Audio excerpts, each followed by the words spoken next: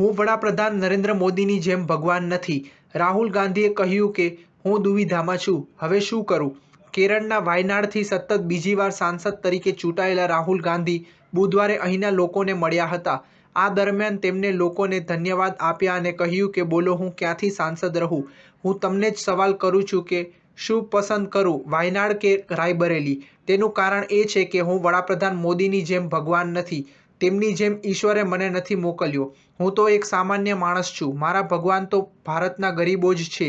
એટલે મારે તમને પૂછીને જ નક્કી કરવું પડશે કે હવે શું કરવાનું છે. કેરળમાં કોંગ્રેસના પૂર્વ અધ્યક્ષ રાહુલ ગાંધીએ કહ્યું કે હું આશા રાખું છું કે વાયનાડ અને રાયબરેલીના લોકો મારા નિર્ણયથી ખુશ થશે.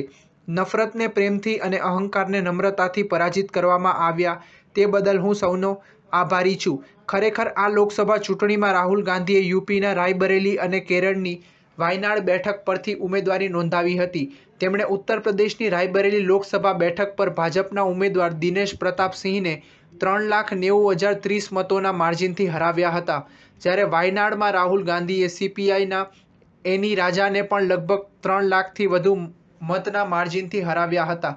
2019ની લોકસભાની ચૂંટણીમાં પણ રાહુલ ગાંધીએ 2 બેઠક પરથી ચૂંટણી લડી હતી, પરંતુ અમેઠીમાં સ્મૃતિ ઈરાની સામે તેમનો પરાજય થયો હતો. સ્ટાર ન્યૂઝ 7 હંમેશા સચ્ચાઈની સાથે.